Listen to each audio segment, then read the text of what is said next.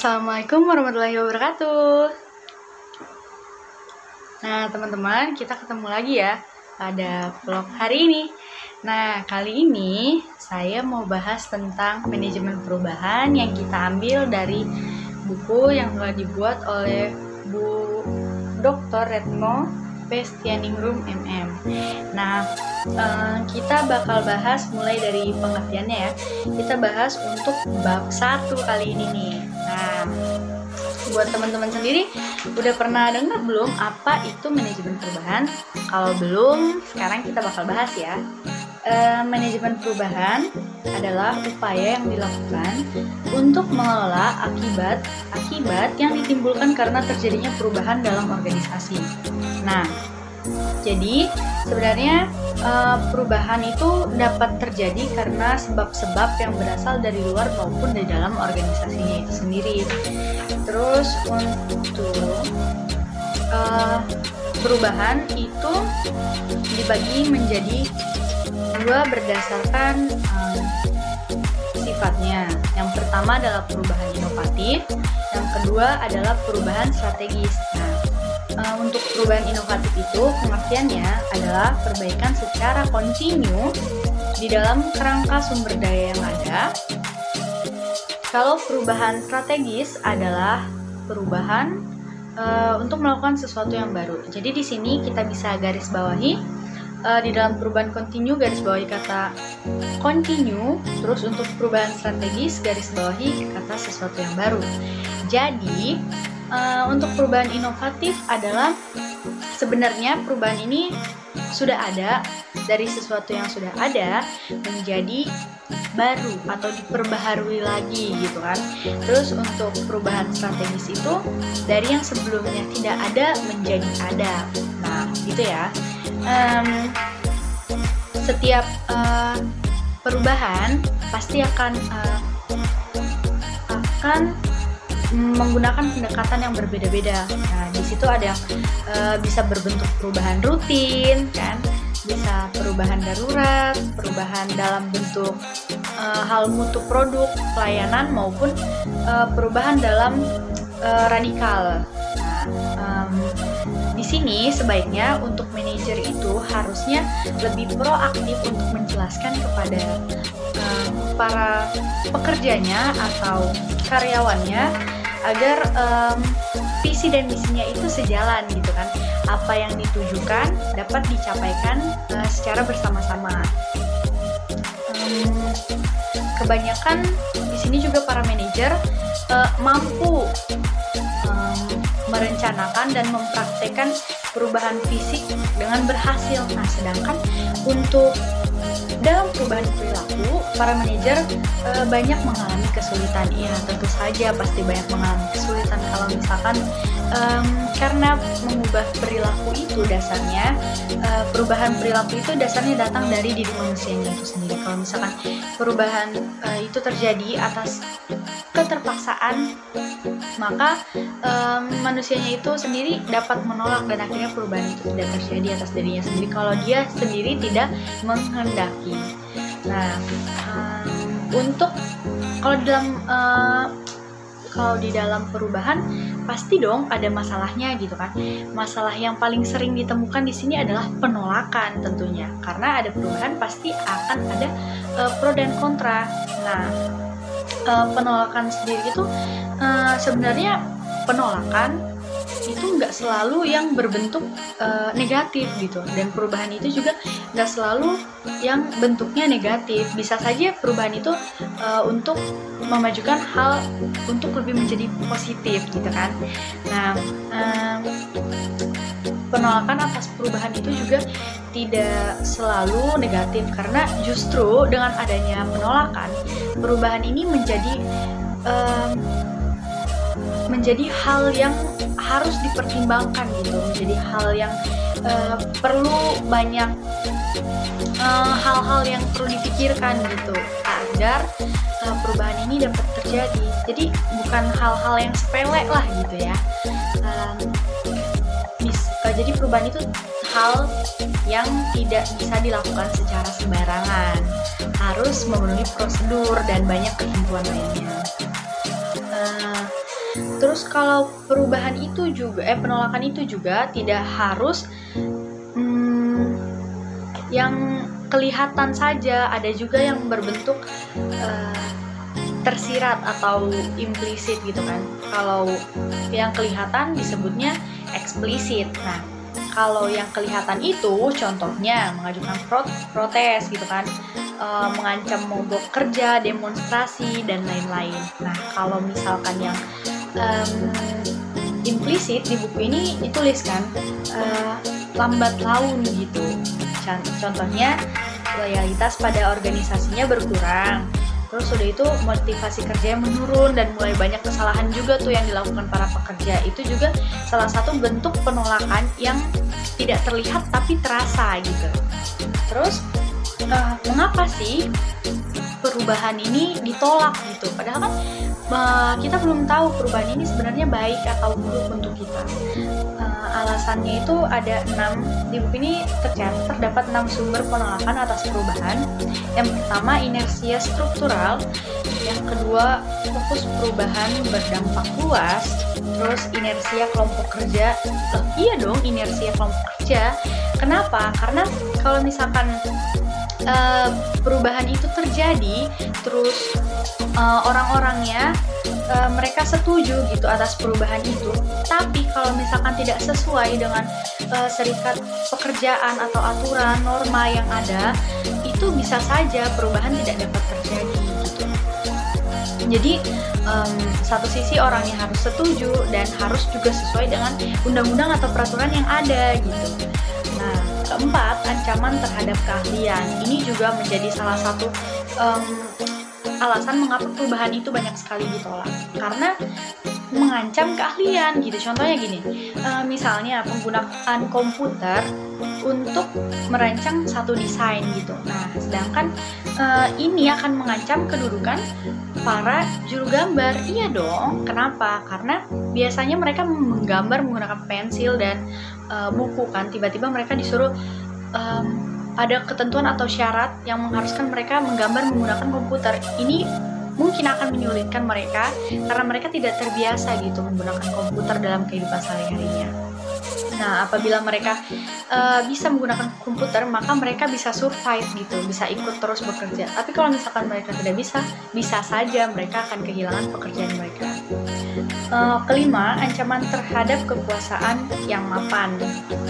Terus yang terakhir, keenam, ada ancaman terhadap alokasi sumber daya. Nah, selanjutnya kita bakal bahas nih tentang taktik mengatasi penolakan atas perubahan gitu kan. Ini menurut George dan Fridge Jr. mengusulkan ada 6 taktik nih yang bisa dipakai untuk mengatasi penolakan atas perubahan. Yang pertama ada pendidikan dan komunikasi. Tentunya dimanapun itu dan apapun bentuknya, komunikasi harus tetap dan utama dilakukan kan, agar terjalinnya keharmonisan dan keselarasan. Kedua, partisipasi. Di sini kita harus mengajak semua pihak untuk mengambil keputusan agar banyak pertimbangan dan sudut pandang yang bisa kita nilai gitu. Terus ketiga, memberikan kemudahan dan dukungan. Iya dong, ketika kita melakukan perubahan tentu harus adanya solusi gitu kan. Harus kita kasih contohnya pelatihan, bisa kita kasih training gitu kan. Kita ajarin bagaimana caranya gitu. Keempat, negosiasi. Nah, kalau di negosiasi ini pasti ya dan harus kita lakukan untuk kita kasih jalan keluarnya, kita tawarin alternatif gitu kepada para pelaku yang menolak perubahan gitu. Itu juga bisa menjadi solusi taktik mengatasi gitu kan perubahan atau penolakan atas perubahan. Kelima, manipulasi dan kooptasi. Nah, ini hal yang cukup riskan ya.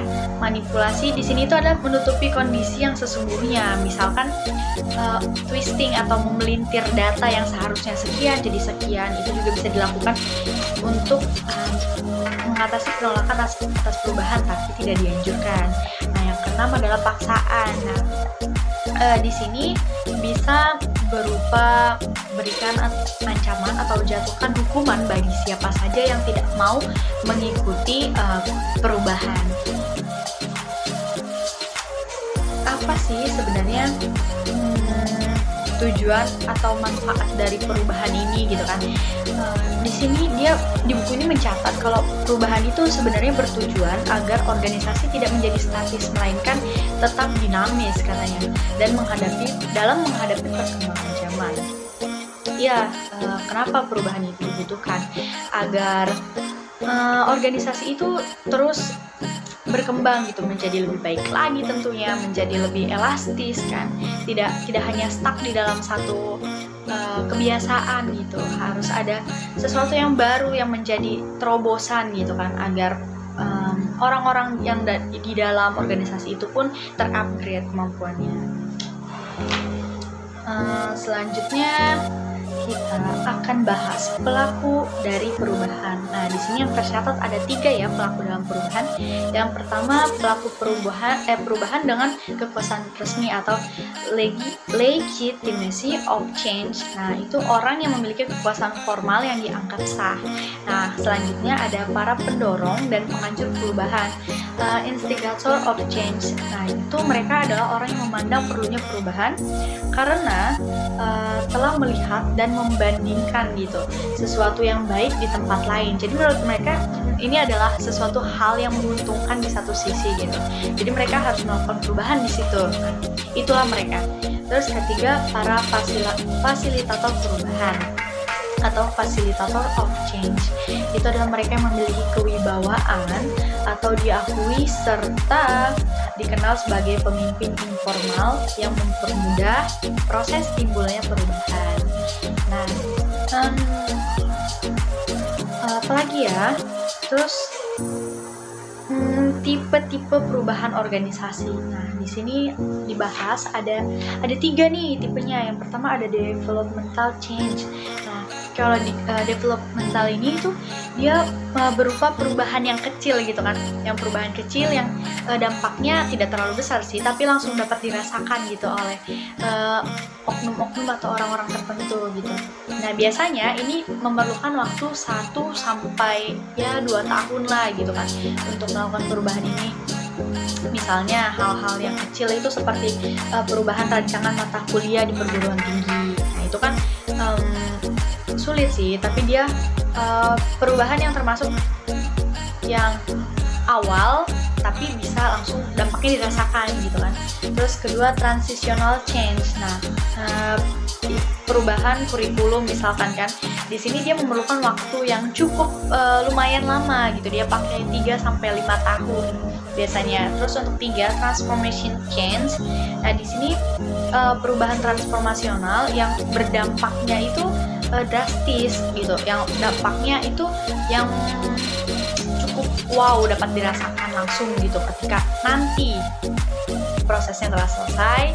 Nah, hasilnya tinggal dinikmati. Tapi biasanya ini tuh dalam jangka waktu yang cukup lama gitu, dia pakai 1 tahun sampai 1 dekade ke depan. Jadi untuk melakukan hal ini banyak hal tentunya yang harus dirancang, banyak hal juga yang itu harus dipersiapkan lebih matang lagi kan. Terus apa lagi ya? Di buku ini dia membahas cara memperoleh dukungan dan menetralisir mereka yang menentang perubahan. Ya dong, ketika ada penolakan kita juga harus bertanggung jawab untuk menetralisir mereka agar tidak terjadi bentrokan tentunya. Yang pertama, tunjukkan dan sebutkan para pendukung yang lain, baik dalam maupun dari luar organisasi itu sendiri. Jadi kita tarik orang nih untuk ikut mendukung atau mensukseskan perubahan yang akan kita lakukan ke depannya. Nah, kedua, adakan lobby ke dalam. Ketiga, dapatkan dukungan dari orang atau lembaga potensial dalam bentuk tulisan. Nah, yang keempat, adakan percobaan perubahan kecil-kecilan. Nah, ini juga perlu dilakukan. Kenapa perlu dilakukan? Agar ini sebagai menjadi salah satu bentuk atau pembuktian gitu kan, bahwa dengan hal yang kecil juga bisa langsung dirasakan dampaknya gitu oleh orang-orang.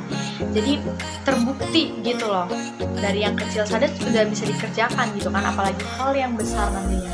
Terus buat data pendukung kuantitatif dan bukti-bukti nyata. Nah ini juga menjadi salah satu bentuk agar orang lain dapat percaya gitu, kasih bukti nyatanya gitu. Terus keenam, adakan dan nyatakan perbandingan dengan institusi lain dalam maupun dari luar negeri. Itu juga bisa menjadi salah satu bukti konkret untuk mendukung adanya perubahan atau menjadi salah satu cara memperoleh dukungan dan menetralisir mereka yang kontra dengan perubahan yang akan kita lakukan. Dan langkah-langkah yang perlu ditempuh sebelum mengimplementasikan perubahan. Nah ini juga perlu dilakukan nih. Yang pertama, identifikasi orang atau lembaga yang terkena dampak dari perubahan yang akan kita lakukan. Terus kedua, bagi mereka yang terkena dampak, identifikasikan yang memegang peranan penting maupun yang biasa. Nah kita harus tahu dong lembaga mana nih yang bakal terkena dampak. Kan kita yang membuat perubahan, kita juga harus tahu siapa saja.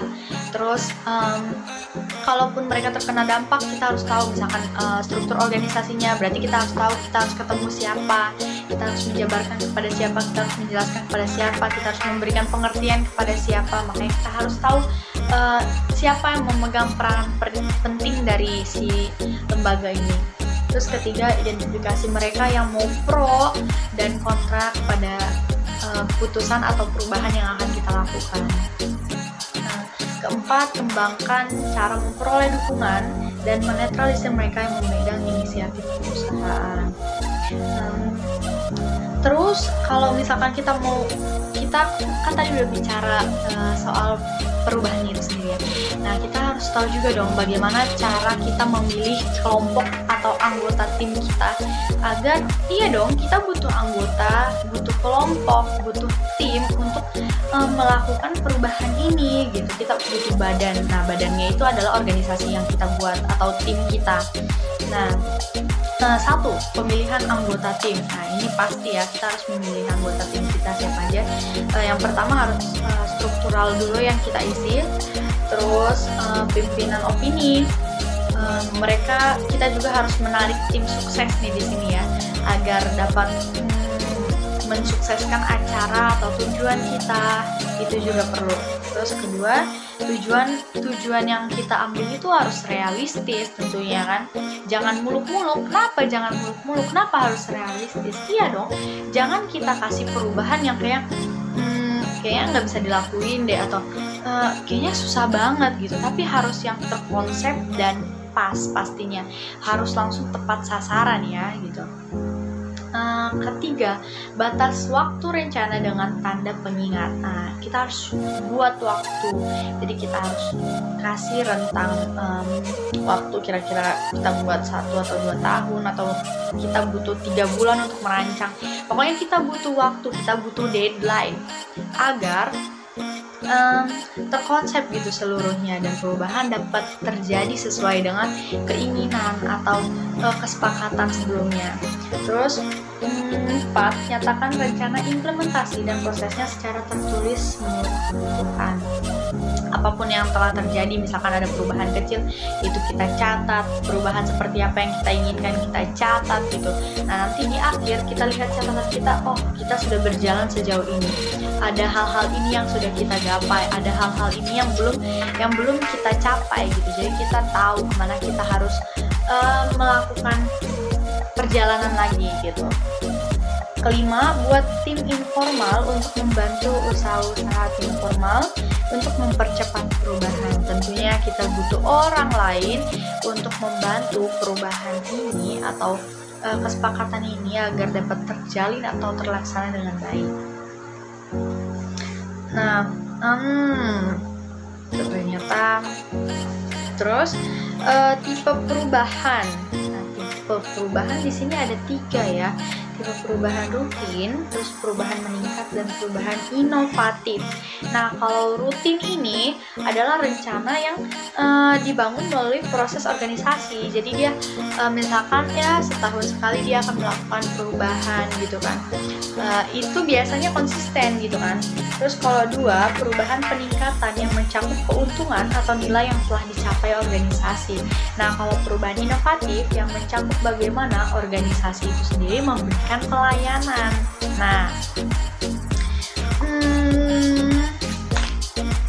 ini kita sudah sampai halaman 16 ternyata. Mengapa sih kita perlu melakukan perubahan gitu? Kenapa perlu? Kenapa? Harus ada kata kenapa ya, agar kita selalu penasaran gitu. Agar ilmu kita juga bertambah. Nah, karena kenapa itu butuh alasan, dan alasannya itu yang perlu kita cari tahu, right? Terus kenapa perlu melakukan perubahan? Ini dia. Karena jadi gini, kehidupan itu adalah perlombaan. Jadi ketika kita bisa capai garis finish yang pertama, kita harus terus melaju karena kita itu tidak pernah puas akan pencapaian kita punya gitu. Jadi kita harus terus melakukan perubahan, inovasi yang baru itu harus tetap ada agar kita dapat terus bertahan gitu loh dalam pertandingan. Untuk sukses di buku ini ditulis gitu ya, yang diperlukan adalah kemenangan yang berkelanjutan. Nah, pas banget kan.